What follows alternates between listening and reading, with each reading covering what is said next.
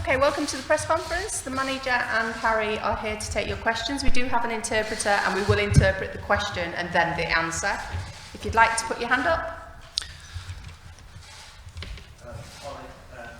Just in terms of team news, a few players have dropped out. What's the situation with their injuries and is that been rested as still carrying the injury? David's been... sorry. Znači, prvo pitanje je vezano za prvi tim i povrede koje se trenutno ima u timu i pogotovo, ako sam razumeo, Davida De Geu, dakle, pitanje da li ima nekih vesti sa povredama i njihovim generalnom fitnessom. He will be ready for Sunday, so but we didn't take the risk of traveling here with him now. Da, dakle, bit će spreman za nedelju, ali nismo hteli da rizikujemo i da on putuje sa nama večeras ovde. Ole, how important is it for United to do well in this season Europa League to win it as the more likely route to Champions League football next season, given your position in the league at this point in time? Dakle, koliko je bitno za vas da ove sezone igrate dobro u Liga Evrope, da li bi bilo bitno da pobedite, eventualno da tako izborite sebi put za sledeće godine učešće u Ligi šampiona obzirom na vašu poziciju na tabeli? I think Europa League is important for us. Of course, it's a tournament that last time we were in it, we won it. But you can't rely on in a cup tournament. You can't rely on winning it. It might be luck, there might be injuries. So, and I think Champions League for next season is an aim. So if it's through the top 4 or Europa League, it doesn't matter for us. We're still not in November, and we're talking about not being top 4. I think you're a little bit early there in that assumption. Dakle, mislim da je za nas svakako bitno kako ćemo ove godine igrati u Ligi Evrope. Poslednji put kada smo u ovom takmičenju učestvovali smo i pobedili, ali opet u kup takmičenju poput ovog nema nikakve garancije za pobedu, stvari je i sreće, stvari je i povreda koje postoje. Liga šampiona sledeće godine je svakako naš cilj, a kako ćemo do nje stići, da li kroz pobedu u ovom takmičenju ili tako što ćemo se izboriti za jedno od prva 4 mesta, to ostaje da se vidi, obzirom da je tek novembar, mislim da je komentar o tome kako nam je teško da dostignemo malko preuranjen. Last season, some of your best performances came away from home in Paris or against Tottenham or Arsenal and Chelsea. Now you've played 11 games without winning away from home. Is that down to the opponent setting up against you, or is it down to your confidence? How do you reflect upon that from a manager's perspective and a player's perspective? Dakle, pitanje i za menadžera i za igrača.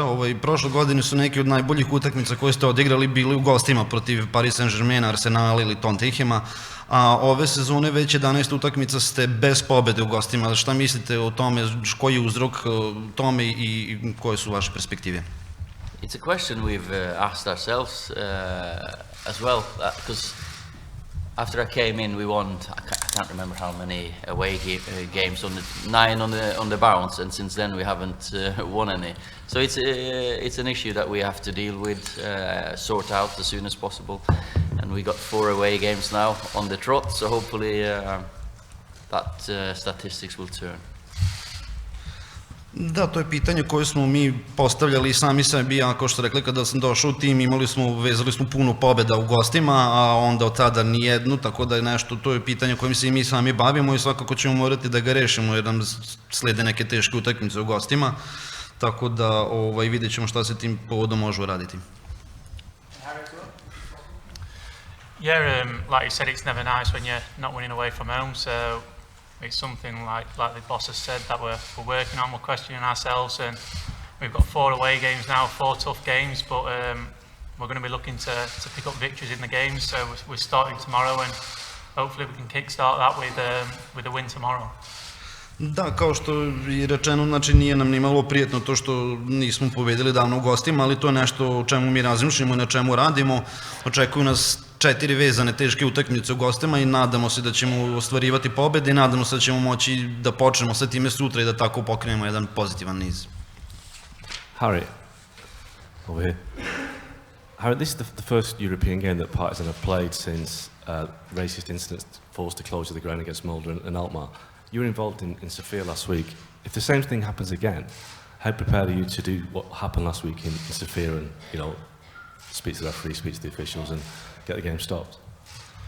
Yeah, we will trust UEFA to follow their protocol in the 3 steps.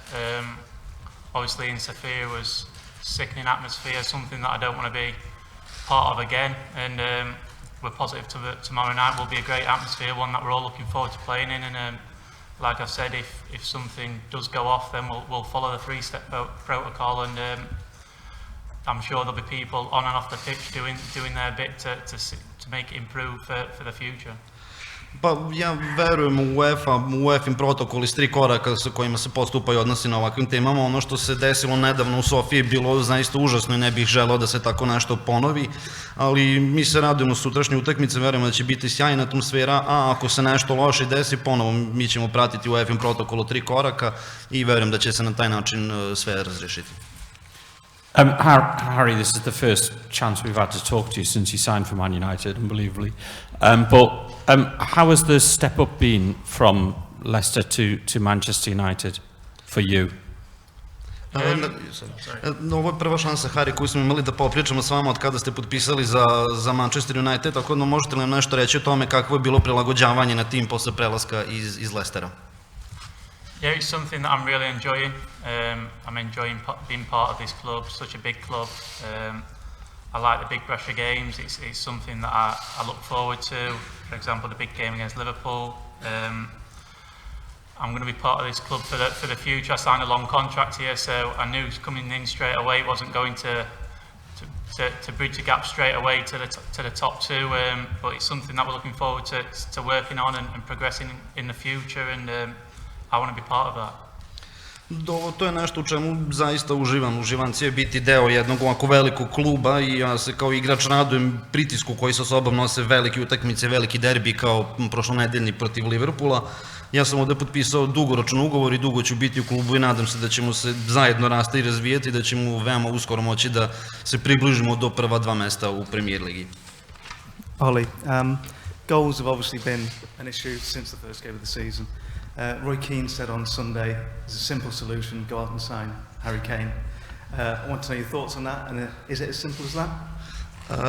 Za gospodina Solskjaera pitanje, dakle, golovi su bili problem, znači davanje golova od početka sezone. Roy Keane je nedavno rekao da je taj problem lako rešiti, dovedite Harrya Kanea u tim. Koje su neko vaše mišljenje o tome? Roy's quite straightforward, isn't he? So, no, for us it's working hard. Getting Anthony back is going to be a massive boost for us, and I'm sure that when Anthony comes back, that will help Marcus as well. So, with the forwards we've got, with the pace and the skills, I'm looking forward to the next few weeks. Can they beat that type of striker like Kane to score the sort of goals he scores, the amount of goals he scores? There's not many. You got the Lewandowskis and the Harry Kanes. There are like the Alan Shearers, Ruud van Nistelrooy, fantastic goal scorers. Ours are different types of players, but I do have to say I like someone who can finish half a chance, and he does that.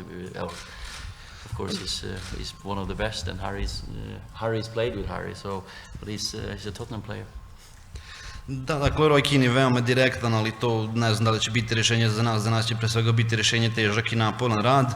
Isto tako kada se Anthony Martial vrati sa povrede, to će nam veoma mnogo značiti da imamo takvog napadača nazad u timu i sigurno će biti pomoć za Markusa. Uz njihovu zajedničku brzinu i veštinu koju posjeduju kao igrače, siguran sam da će doći i golovi. Dakle, promenuli ste Harrya Kanea, on je fantastičan napadač poput neki kakve smo viđali u prošlosti, naši su igrači drugačiji, ali prosto mislim da vrednim jednim radom možemo doći do rezultata. Ollie, just back on the fans and the sort of chants that have been heard here, have you spoken to the players about what you would do in the event of something like that happening, and is there a plan in place? Would it happen again? Dakle, pitanje opet za navijače, poznato je da je bilo nekih incidenata, dakle, pitanje je da li ste razgovarali sa vašim igračima o tome i da li ste usvojili neki plan o tome šta ćete raditi i kako ćete postupiti ukoliko dođe do neprikladnog navijanja?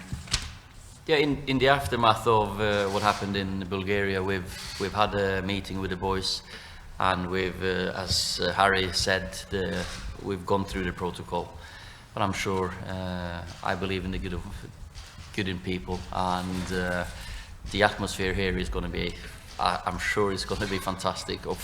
We'll try to keep them quiet by playing good football, but it's down to us. But we trust UEFA, and like Savo said as well, I've seen his quotes that might be, hopefully it's a celebration of good football.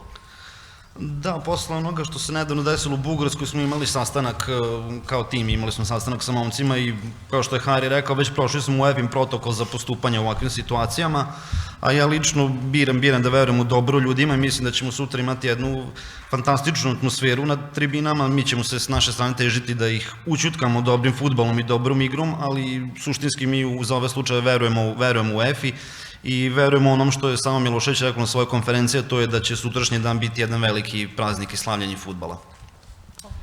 Ollie, we've seen that Luke and Nemanja have gone out to Dubai and obviously aren't here. Can you tell us what the kind of reason is for that, what the thinking behind is, and how long do you think they'll be before they're back? Dakle, pitanje je vezano za igrače koji nisu doputovali sa timom i neka mišljenja o tome. Both have injuries that they've gone past their injury stage, and they've brought staff with them to go really hard on them, so they're ready for hopefully not too long. So I expect them back in Manchester for the weekend, and then let's see if they're available or when they'll be available. Da, obojica igrača koji su pomenuti su pretrpeli su povrede, sada je njihov oporavak u stadijumu tako da se više ne smatraju povređenim, ali i dalje nisu spremni, oni nisu doputovali s nama, ali rade vredno i verujem da će ne tako daleko biti sa nama nazad u timu. Za vikend ćemo se vidjeti naravno ponovo u Mančesteru i tada ćemo proceniti kakva je njihova spremnost i kada ih možemo očekivati sa nama. Dobro večer, dobrodošli u Beograd. Imam pitanje za trenera, koliko ste studirali i upoznali Partizan, da li biste možda izdvojili nekog od njegovih igrača i koliko tešku utakmicu sutra očekujete? So good evening and welcome to Belgrade. My question is how hard did you study your opponent for tomorrow? Whether there are any of the players you would like to mention specifically, and how do you expect to do tomorrow? Of course, I've watched many games in the lead up here, and of course, I also watched them live.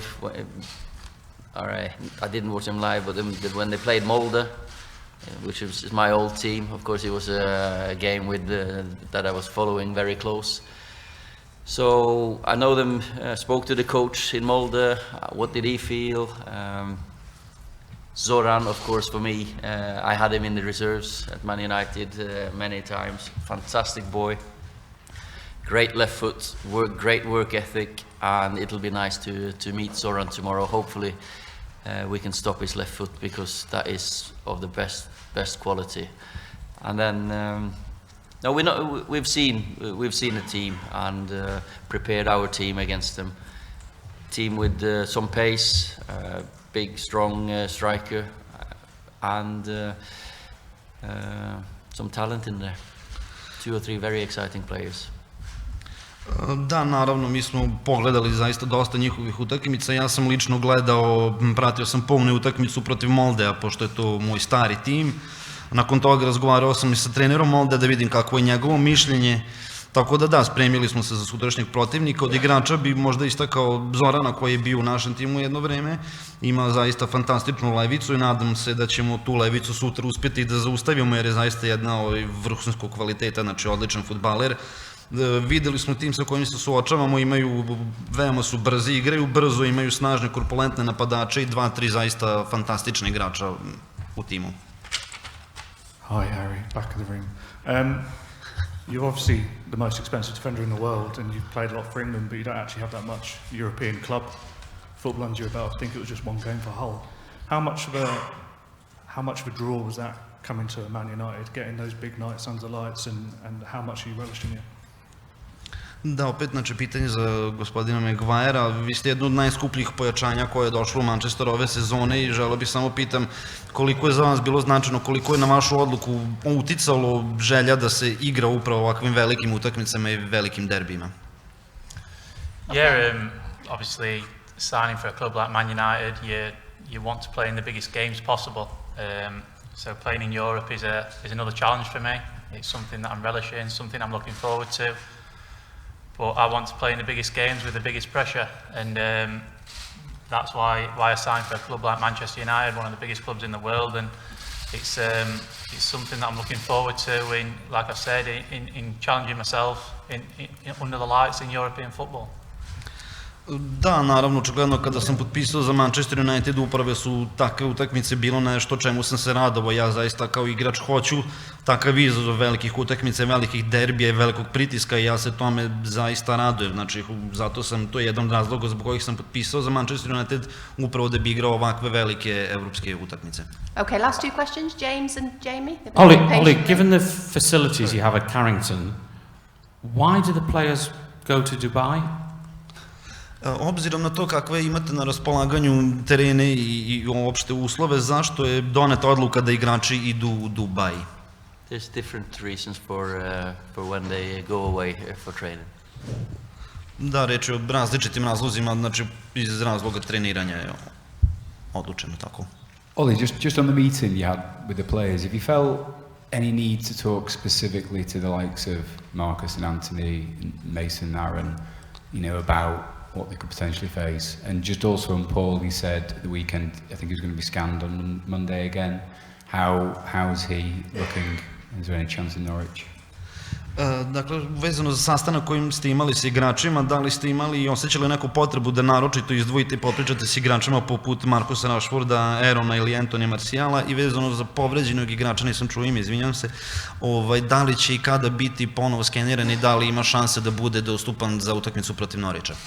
We've spoken in general on the subject, but of course Harry and Marcus that were in Bulgaria, they were freer to talk about the atmosphere, how it was, what we can expect, if it's what's the worst case scenario.